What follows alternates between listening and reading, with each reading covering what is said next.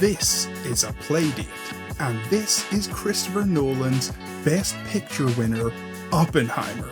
And this is me, moments before I attempt to complete the most insane and stupid movie challenge of my life. I'm going to take you with me on the process to watching cinema's biggest epic on a 3-inch black and white screen. Now, if you've never heard of Playdate, it's this yellow, tiny, cute little portable game system brought to us by Panic. And it's controlled by a crank. It has a black and white screen with no backlight.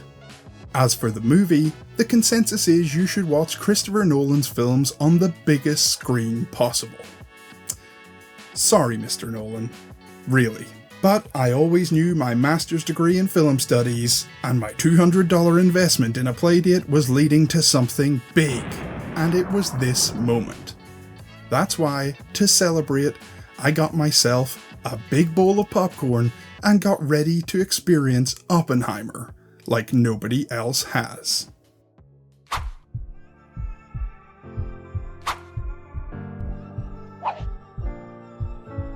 I love video games and movies.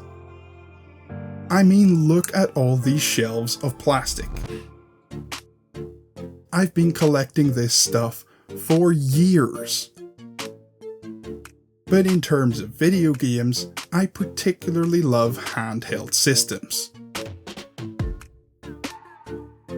From Game Boy through to 3DS, hell, I even love the Nokia N-Gage. Hey little guy. And I've been collecting strange cartridges for Game Boy systems across the years. How about these copies of Boktai 1 and Boktai 2? They contain a little solar panel sensor to use the actual energy from the actual real-world sun to help you power up your weapons and beat the game. And they were brought to us by the creator of the Metal Gear Solid series, Hideo Kojima. I've got this Kirby cart with a built-in gyro sensor. And who can forget the awesome Game Boy camera? Back in the 90s, this was one of the very first accessible digital cameras to the mass market. But then I remembered these. Game Boy Advanced video cartridges. And this was high-tech stuff back in the day.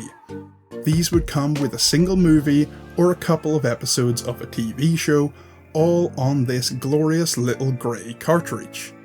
And they came in glorious 240p resolution, so you could shut up and keep mum and dad happy on the long car journey home while you ruin your eyesight forever. Thanks, mum and dad. But this got me thinking, what's the most insane handheld to watch a movie on? And what's the most epic movie to watch? So of course, I chose Oppenheimer. This movie had a $100 million budget. They created a black and white IMAX camera specially just to make this movie for Christopher Nolan. So I guess he wanted it to be viewed on a black and white games console, right?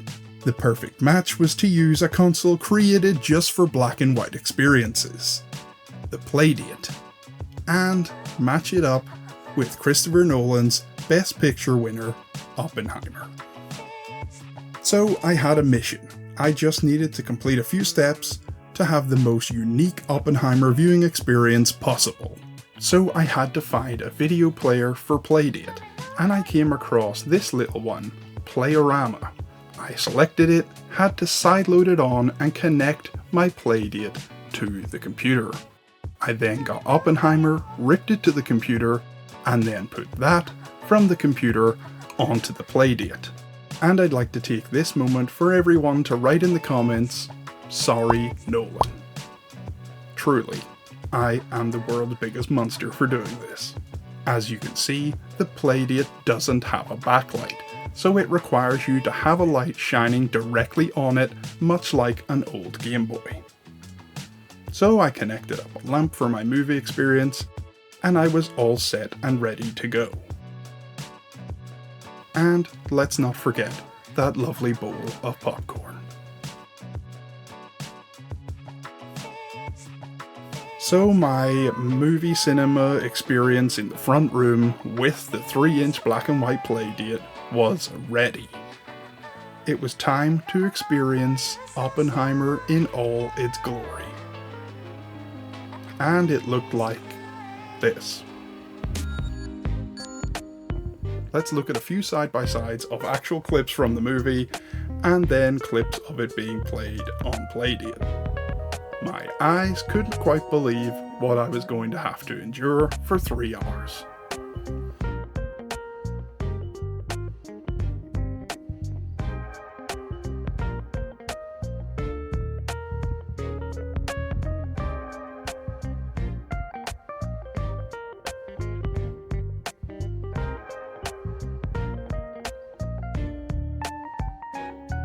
So the question is, was this a good movie experience? And the answer is no. But does that mean that if you have a Playdate, you shouldn't watch Oppenheimer on your Playdate? And I think you should. The lesson that this has taught me in trying to watch one of the biggest movie blockbusters of all time, a Best Picture winner at the Oscars, isn't that it's a great movie-going experience, but it is the magic and the creativity of the Playdate.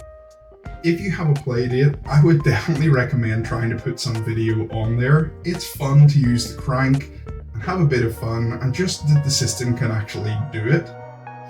But it's opened my mind to a whole world of possibilities and of creative kind of endeavors on the Playdate. It's open source. You can go on there and develop a game for the system. You can go on to itch.io or the catalog store on Playdate and download a ton of different gaming experiences and lots of other fun little unique things like this. A video player, a crossword game, a music player, all on a black and white little square. It's insane.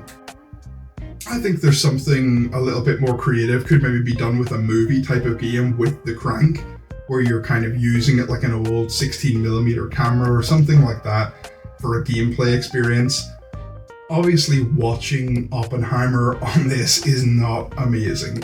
The audio is pretty bad. I couldn't put any of the audio in the clips due to copyright claims, but it's pretty bad.